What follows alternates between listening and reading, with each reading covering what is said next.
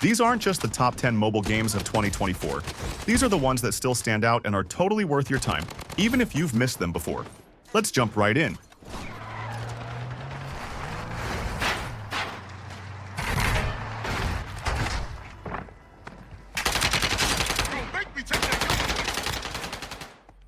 Alright, first up, Call of Duty Warzone Mobile.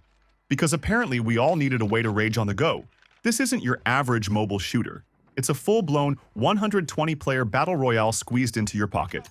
Same iconic Verdansk map, same adrenaline-pumping gunfights, just fewer excuses to leave the bathroom. And the best part? Your progress syncs with console and PC, so if you get clapped on mobile, you can get clapped in 4K too. Cross-platform humiliation has never been this convenient. Whether you're a quickscope god or just here for the chaos, Warzone Mobile proves that big games can come in small, explosive packages.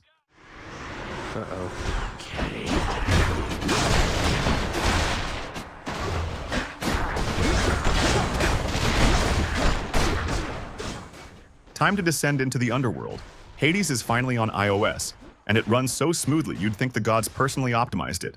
You play as Zagreus, the snarkiest son of Hades since, well, ever, slashing, dashing, and dying repeatedly as you try to escape Dad's gloomy basement. The combat is lightning fast, the story unfolds with every run, and the characters? Stupid boy. Greek tragedy meets reality show. Everyone's hot, dramatic, and just a little emotionally unavailable. Now, a moment of silence for Android users, because Hades is currently iOS only, which means your journey through Tartarus will have to wait. Or you can just glare at your iPhone-owning friend and say, I'm more of a Norse mythology person anyway. If you want peak roguelike with actual storytelling chops, Hades is divine punishment done right. Then go.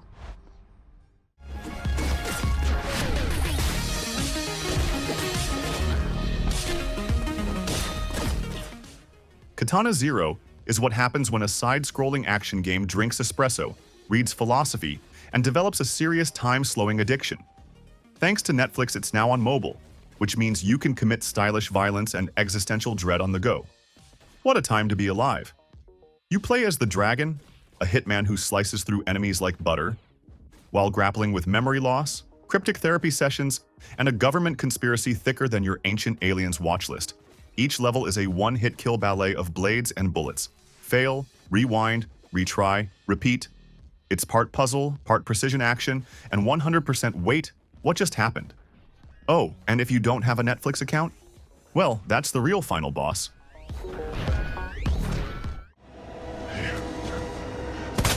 Freeze!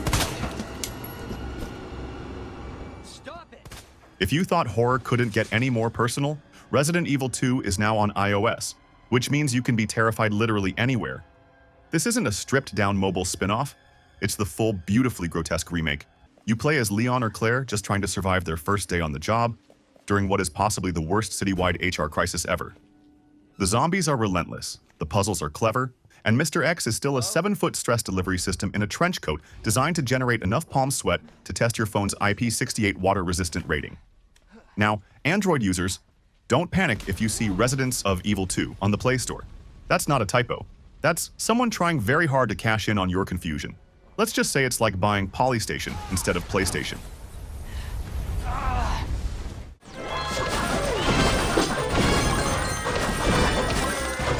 Nice move! Let's talk Squad Busters, Supercell's latest mashup of mayhem where the strategy's fast, the action's wild, and the squads, well, busted. This time, Supercell's bringing together characters from all their biggest games. Yes, that includes your favorite Clash of Clans crew. Ever wanted to watch a barbarian and a baby dragon tag team a goblin? Now you can. You start with one unit, break open boxes, and build a squad of chaos. Witches, tanks, ninjas, and probably a few mistakes. It's part brawler, part strategy, part oops, I didn't mean to fight that boss. The randomness keeps it spicy, and the pace is so fast it feels like your brain's on Wi-Fi 7. It's flashy, it's frantic, and it's got enough Clash DNA to keep OG fans hooked. Just don't get too attached to your squad. They're temporary, like your win streak. I'm bringing the heat!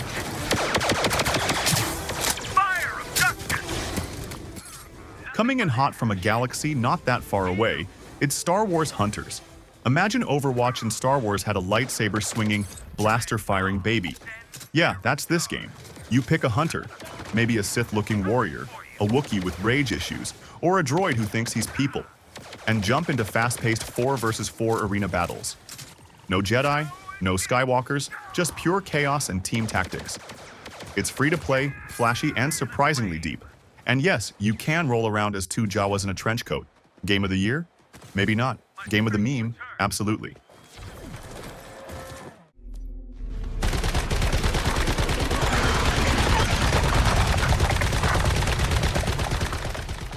Once Human, a survival game where the world's gone weirder than your group chat at 3 a.m. Post-apocalyptic? Check.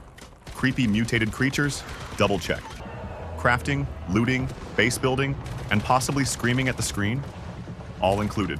You're a Beyonder, which sounds cool until you realize it just means you're humanity's last hope. Again. But hey, at least you get cool powers and a funky helmet. If you like your survival games with a splash of horror and a dash of cosmic goo, Once Human might just be your beautifully bizarre jam.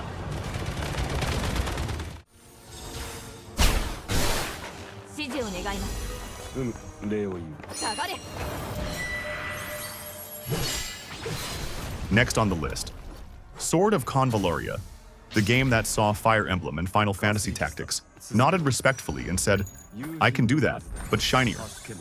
It's a turn-based tactical RPG with gorgeous pixel art, surprisingly deep political drama, and enough grid-based combat to make strategy fans weep tears of joy or frustration, depending on how badly you just messed up your formation.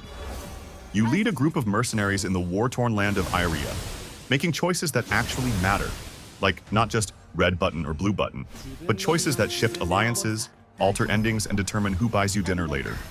If you're into clever positioning, tough decisions, and the kind of story where everyone has secrets, Sword of Convallaria brings the brains and the beauty.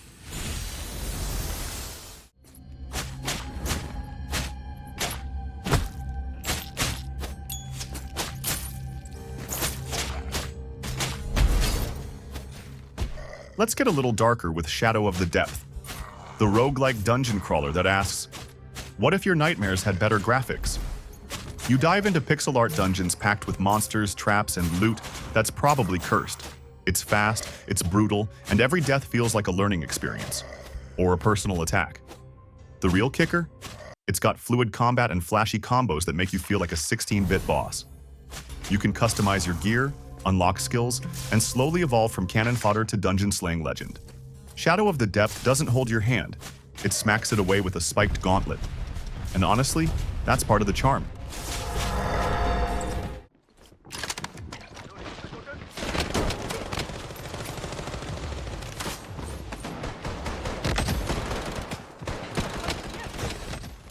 Next up is Bloodstrike, the first-person shooter that basically said, what if Call of Duty went to the gym and got shredded for mobile? This is a fast-paced, hero-based battle royale that feels like it mainlines pure adrenaline.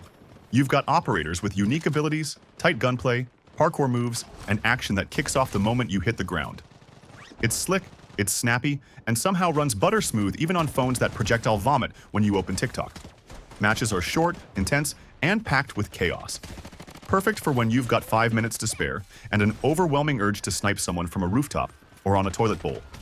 And while other games flirt with pay to win, Bloodstrike leans more toward play to flex. It's free, it's fun, and it's got just enough edge to make you say, okay, one more match.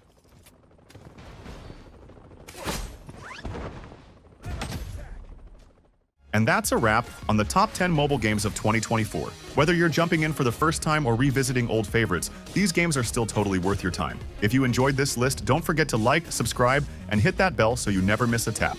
Keep tapping and snapping. I'll catch you in the next one.